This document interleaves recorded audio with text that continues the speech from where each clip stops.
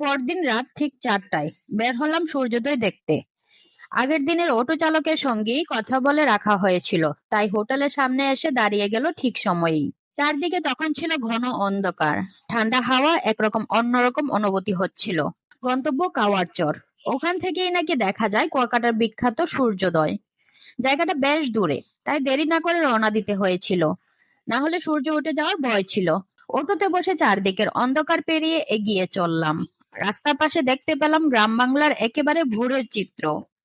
নদী নালা, ঝোপঝাড়, ঘুমন্ত গাছগাছালি, মাঝে মাঝে জেগে ওঠা মানুষেরা, আর কিছু আলো আদারি ঘর বাড়ি। যাবার পথে আবার একটা জায়গায় অটো থেকে নামতে হয়েছিল। রাস্তার কিছু অংশে অবস্থাটা ভালো ছিল না, তাই হেঁটেই এগিয়ে যাওয়া লাগলো। প্রায় 1 ঘন্টা পর পৌঁছে গেলাম কাওয়ারচর। ভাড়া পড়েছিল 1000 টাকা, কারণ এই দিনে সূর্যোদয়ের পাশাপাশি দেখানো হয়েছিল আরো কিছু জায়গা, বৌদ্ধ মন্দির আর রাখাইন পল্লী। বিচে যেতে হলে অটো থেকে নেমে কিছুটা হাঁটতে হয়েছিল। ওই দিকটার অটো সরাসরি বিচের কাছাকাছি যায় না, তাই হেঁটেই পাড়ি দিতে হয় শেষটুকু রাস্তা। আর এই হাঁটার পথটা ছিল ঢালাও বালুতে ভরা।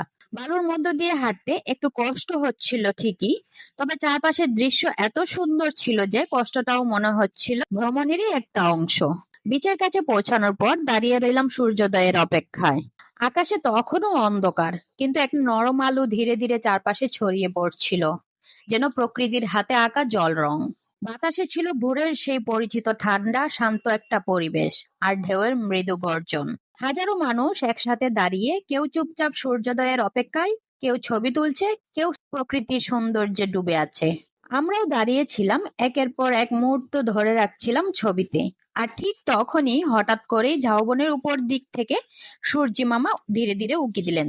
প্রথম আলোটা চোখে পড়তেই এক অন্যরকম অনুভূতি কাজ করলো। কি অপূর্ব সেই দৃশ্য! আলোর প্রথম রশ্মিটা যখন সমুদ্রের গায়ে এসে পড়লো, তখন পানির রং বদলে গেল।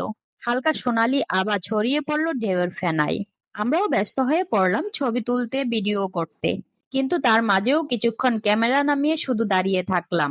মনটা ভরে গেল প্রশান্তিতে। সূর্যোদয়ের সৌন্দর্য মন জয় করে নেওয়ার পর বিচের ঘোরাঘুরির সময় আরেকটা নতুন জিনিস দেখলাম, চিংড়ির লার্ভা সংগ্রহ করার পদ্ধতি। সমুদ্রের পানি থেকে নেট ফেলে তুলে নিচ্ছিল পানির নিচে থাকা চিংড়ির ছোট ছোট লার্ভাগুলোকে। নেট দিয়ে একরকম ছেঁকে এনে তারপর সেটা ছোট পাত্রে ঢেলে জমা করা হচ্ছিল। এই পদ্ধতিটা আগে কখনো চোখে পড়েনি, এবার লাইভ দেখতে পেলাম। বিচের বালুর মধ্যে ছোট ছোট অসংখ্য গর্ত। অটো চালক বলল এই গর্তেই নাকি থাকে লাল কাঁকড়ারা, কিন্তু মানুষের একটু শব্দ করলেই এরা সঙ্গে সঙ্গে গর্তে ঢুকে যায়। তাই এত মানুষজনের ভিড়ে ওদের দেখা পাওয়া একটু কষ্টকর। কিন্তু আমাদের অটো ড্রাইভার অনেক কষ্ট করে একটা লাল কাঁকড়া ধরে নিয়ে এলো আমাদের দেখানোর জন্য। এই প্রথমবার এত কাছ থেকে লাল কাঁকড়া দেখলাম। ছোটখাটো, চকচকে লাল, কিন্তু চঞ্চল একেবারে। হাতে নিয়েছিলাম একটু সময়ের জন্য, কিন্তু ছেড়ে দেওয়ার পর যে দৌড়! আমিও দৌড় দিচ্ছি তার পেছনে, যেন কাঁকড়ার সঙ্গে দৌড় প্রতিযোগিতা শুরু হয়েছে। শেষে একটার পর একটা গর্ত পেরিয়ে নিজের মাপ মতো একটা গর্তে ঢুকে পড়লো সে। কিন্তু ওই ছোট্ট মুহূর্তটাও অনেক মজার ছিল। প্রথমবার কাঁকড়ার সঙ্গে দৌড়, আর হাসতে হাসতে মনটা একদম ফুরফুরে হয়ে গেল। এরপর এগিয়ে গেলাম ঝাউবনের দিকে। এই অংশটাও কিন্তু দারুণ শান্ত আর ছায়ায় ঘেরা। বিশাল বিশাল ঝাউ গাছ, যেন আকাশ ছুঁয়ে আছে। গাছগুলো ফাঁক ফোকর দিয়ে সূর্যের আলো যখন ভিতরে ঢুকছিল, তখন পুরো ঝাউবনটা যেন ঝিরিঝিরি সোনালি রোদে ভরে উঠেছিল। আর ঝাউবনের ভেতরেই রাখা ছিল অনেকগুলো মাছ ধরার নৌকা, যেগুলো এই দৃশ্যকে আরো বেশি আকর্ষণীয় করে তুলেছিল। দাঁড়িয়ে দাঁড়িয়ে ছবি তুললাম, ভিডিও করলাম, আবার একটু বসে বিশ্রামও নিলাম।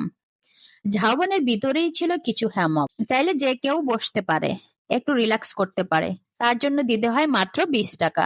দোল খেতে খেতে গাছের মাথার ফাঁক দিয়ে আকাশ দেখা যায়, আর সামনে সমুদ্রের হালকা গর্জন। এক কথায় দুর্দান্ত অনুভূতি। তারপর গেলাম নাস্তা করতে। রাস্তাটার দুই পাশে সারি সারি দোকান, সব দোকানেই সাজানো ছিল নানা রকমের সামুদ্রিক মাছ। তবে এখানে আসার আসল উদ্দেশ্য ছিল এখানকার ইলিশ খিচুড়ি আর মাছের লেজ ভর্তা খাওয়া। দোকানের সামনেই মাছ কেটে ভাজি করে দেওয়া হয়। আমরা অর্ডার করার পর বসে রইলাম কিছুক্ষণ। রেস্টুরেন্টটা একদম ফাঁকা ছিল, তাই একটু নিরিবিলি পরিবেশে বসতে পারলাম। এখানে একটা সাধারণ নিয়মেই চলে, 1 পিস ইলিশ মাছ দিয়ে 1 প্লেট খিচুড়ি, সাথে থাকে মাছের লেজ ভর্তা, মাত্র 100 টাকা। আর যেহেতু আমার পায়ে তখন একটু ব্যথা ছিল, তাই পা লম্বা করে বসে পড়লাম। পরিবেশন হতেই খাওয়া শুরু করলাম গরম গরম ইলিশ খিচুড়ি। খাবার শেষ করে এবার রওনা দিলাম বৌদ্ধ মন্দির আর রাখাইন পল্লীর দিকে। অটোতে করে যেতে যেতে রোদের তেজটাও বেশ ভালোই টের পাচ্ছিলাম। বুদ্ধ মন্দিরে ঢুকতে টিকিট লাগে, জনপ্রতি 20 টাকা। টিকিট কেটে ঢুকেই চোখে পড়লো বিশাল এক বুদ্ধ মূর্তি। সামনে দাঁড়িয়ে কিছুক্ষণ দেখে নিলাম, এরপর গেলাম পাশের বিখ্যাত মিঠা পানির কুয়ার দিকে। আগে থেকেই অনেক শুনেছিলাম এটার কথা, ভাবছিলাম পানি হয়তো খাওয়ার উপযোগী হবে, কিন্তু ভেতরে গিয়ে বুঝলাম পানি দেখা যায় ঠিকই, কিন্তু সেটা আর খাওয়ার যোগ্য নেই। তারপর আবার ফিরে গেলাম মন্দিরের ভেতরের দিকে। সেখানে দেখা মিলল আরো ছোট বড় মূর্তির, কিছু ছিল নির্মাণাধীন, অসমাপ্ত। আশেপাশে সাজানো ছিল রকমারি ফুল গাছ, কিন্তু আমরা বেশিক্ষণ থাকলাম না, গরমে মাথা গরম হবার মতো অবস্থা। সেখান থেকে বের হয়ে ঢুকলাম রাখাইন পল্লীতে। এই জায়গার দুই পাশে অনেক দোকান, যেখানে পর্যটকদের জন্য শামুক ঝিনুক দিয়ে বানানো জিনিসপত্র, হাতের তৈরি তাঁতের জামা আর হস্তশিল্পের অনেক সুন্দর সুন্দর জিনিস ছিল সাজানো। কিন্তু প্রচন্ড রোদের কারণে খুব বেশি সময় আর কাটাতে ইচ্ছে হলো না। চোখে দেখে কিছু ছবি তুলে ফিরে এলাম হোটেল রুমে। রুমে ফিরে ফ্রেশ হয়ে একটু রেস্ট নিলাম, তারপর যথারীতি আবার গেলাম সেই রাজধানী হোটেল অ্যান্ড রেস্টুরেন্টে।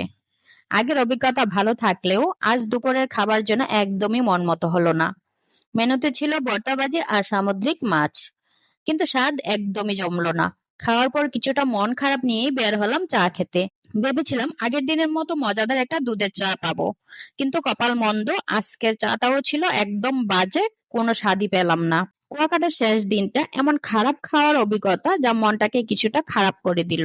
রুমে ফিরে ব্যাগপত্র গুছিয়ে বিকেল 4:30টার দিকে বের হলাম বাস ধরার জন্য। 4:45টায় কুয়াকাটা থেকে ছেড়ে দিল বাস। কুয়াকাটা ভ্রমণ কাহিনী এখানেই শেষ। ভালো থাকবেন, সুস্থ থাকবেন, আল্লাহ হাফেজ।